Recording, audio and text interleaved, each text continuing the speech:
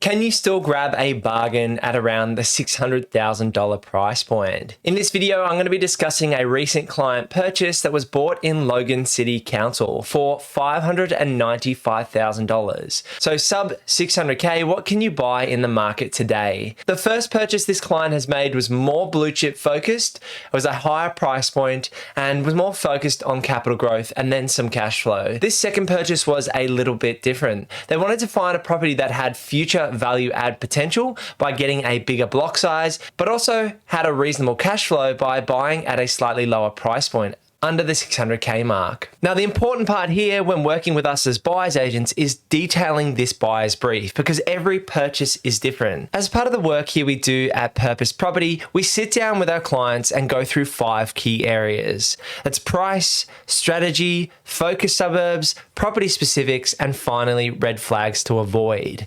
Now, for this client, the price point was sub 650K, and the strategy was to find a property that had this value add potential as well as a reasonable level of cash flow during the holding phase. We then narrowed down the suburbs for this client across Greater Brisbane, somewhere between 6 to 10 focus suburbs, and that doesn't mean that's the only suburbs we'll look at. Those are our key suburbs based on the data, both quantitative and qualitative, to help us make a decision in narrowing down our search. We then talked about property specifics. We wanted a minimum of 3 bedrooms and 1 bath. We were ideally looking for a larger land size, so around that 800 square meters plus, where the property could have a granny flat on the backyard in the future, or knocked down and be rebuilt into a duplex at a later point. Finally, we talked about red flags, so avoiding fire, flood, landslide, avoiding main roads, thoroughfares, being directly across from a school or a commercial area, looking at the noise profile of the property. So all of those points were factored into the client's buying brief and helped us narrow down and secure this property purchase. So that's enough background about the property. How about I walk you through some of the photos and talk you through this deal? So the property we ended up purchasing was on the south side of Brisbane in Logan City Council, around about 25 to 30 kilometres from the CBD. Now, this property is a 3-bed, 1-bath, high-set brick home with timber floors throughout, and it's on over 800 square metres of land. There's a local train station and town centre nearby, and so this property was situated in a better part of the suburb that we ended up buying. One of the great things about this property was it had solid bones. So that brick veneer, the timber floors throughout, the solid framing, even though it was an older style home, probably built in the 60s or 70s, it had value add potential and it had good bones. As you can see on screen here, this is a shot of the kitchen. There's some light blue walls, white ceilings, and they've used some virtual staged furniture here, which kind of hides the kitchen a little bit, but you can see that there's green bench tops and older style cabinets. So the kitchen is an area for value add potential down the track, but the floors have been redone in here with just luxury vinyl planks. And so my client took that into account when making an offer that the kitchen might need to be upgraded in the next 5 to 15 years. They could even do that in the immediate future, but a couple of bits and pieces here and there would tidy up the kitchen, throw in an exhaust fan, put some window coverings on, and the kitchen would be sorted for the meantime. This is a shot of the living space. And as I mentioned in the kitchen, you'll notice that there's no window furnishings here. There's actually no light coverings as well. So the backstory on this was that the owners actually gave the property a quick cosmetic renovation when they were selling it. So threw in some carpet, gave it a lick of paint, but they did miss some of those basic things. So we negotiated a discount on the building and pest at around that $10,000 mark to fix all these little bits and pieces that should have been done in the first place. For example, the windows didn't have those coverings, the lights needed some replacing, maybe putting some dish lights in there. You can see here on the switches, the light switches and the power points, we're missing coverings or missing spaces. So all small things that add up little by little, and that's how we were able to get such a large discount, because we said this to the selling agent and they were able to explain that to the sellers, and we came to an agreement to receive that discount. This is a shot of the front deck. So again, not the newest style, not super modern, but definitely usable. And again, virtually staged furniture here. And so the property is high set, which means it gets a little bit of a breeze, but my client also wanted to add an aircon to improve the quality of life for tenants and just to create a better appeal here in the Brisbane market, because it can get quite warm in summer. This is a shot of one of the bedrooms on the front side of the home. There's 3 bedrooms in a standard kind of layout here, where you've got 3 bedrooms and a bathroom and a separate toilet, and then you've got the kitchen and living and dining space down the other end of the house.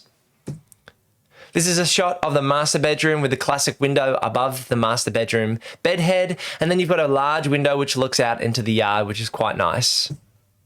Again, this is more a realistic shot of the kitchen, showing you that the cabinetry is that old 2-pack. It's got old cupboards, it's got old bench tops. It's definitely livable, but could be, could do with some upgrading down the track. And that's a way you can add value to these types of properties. When you're buying properties that aren't brand new and haven't been fully renovated, that's where potential lies, and you can buy in at a lower price point and add value down the track.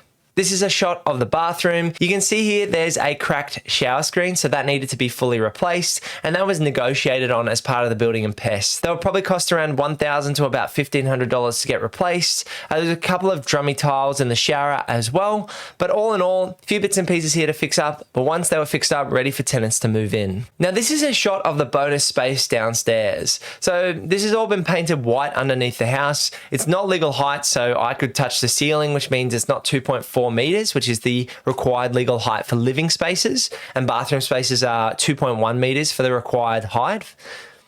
Now, this space could be used as a study or a storage space or a teenager's hangout for drum kits and those types of things. So this was a bonus for my client.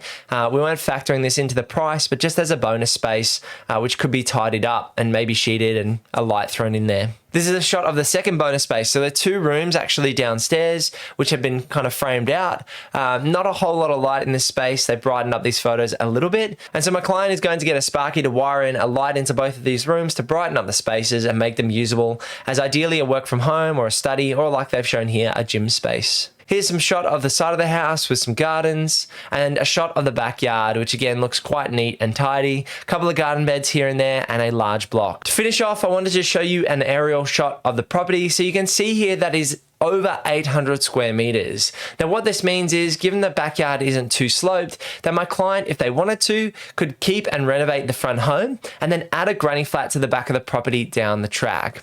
They could also look in 5 or 10 years time, knocking down the home and building a duplex, or they could look at knocking down the home and doing 2 new builds. Obviously that's all very capitally intensive, but there's options here. And one of the key things here is that there is drivable side access.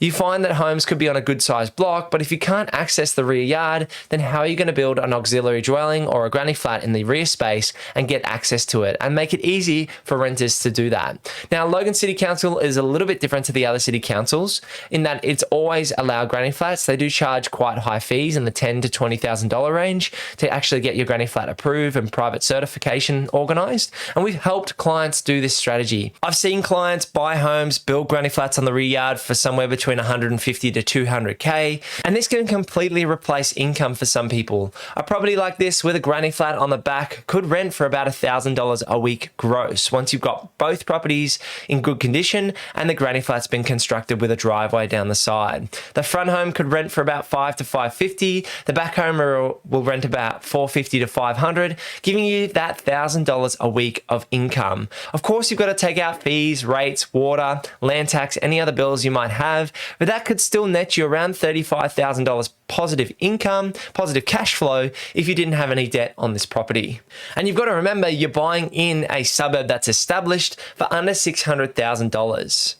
So we're at the more affordable belt in the market, and this just presents a good opportunity rather than just buying a cookie cutter home on say 500 or 600 square meters where you can't pull this lever down the track to add value. This is another aerial shot which gives you that perspective of the frontage and the width of the home. So you can see that the frontage here is quite large, around about that 20 meters frontage, and it's a very well spaced block. The home's towards the front, which is always important, and that also bodes well for looking at that granny flat option down the track, making sure the front home is situated towards the front of the property boundary. What I'm seeing on the ground through my clients, through the discussions I'm having every week and every day, is that people are looking for more of these types of opportunities.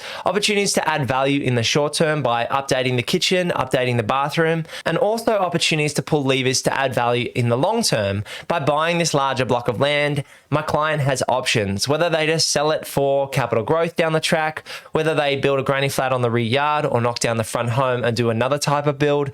My client has options both in the short and the long term, and most importantly, this property buying under $600,000 in the greater Brisbane market also has cash flow. The property property as it stands should rent for about that 500, low 500s per week, and that means the client is not out of pocket too much in holding this type of property.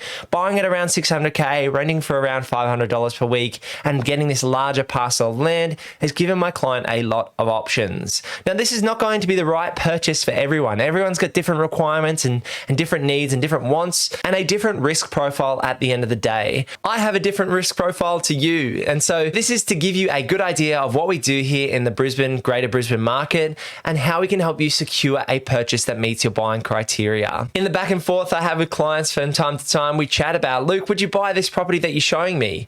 And I always vet a property from my point of view, but I wouldn't necessarily buy this property or buy my clients' properties because it's not necessarily the right fit for me at this point in time.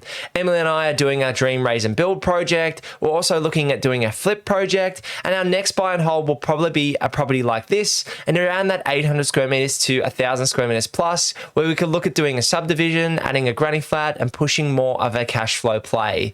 That's probably going to be similar to our next buy and hold purchase, but no property is the same, and so you need to vet each deal on a case-by-case basis. So do you still see value here in Logan City Council in buying a property under 600k on over 800 square meters of land? What do you think of this deal? Do you think there's better deals out there at this point in time? Is the property market overheated? Is it crashing?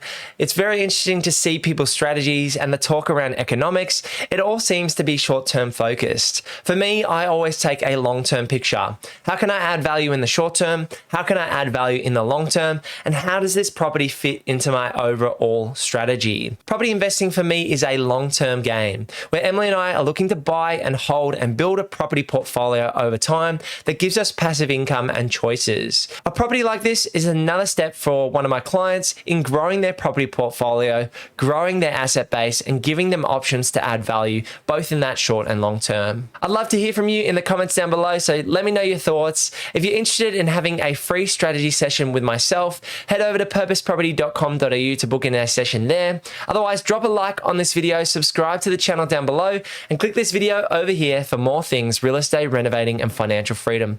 I'll see you in the next one. Peace.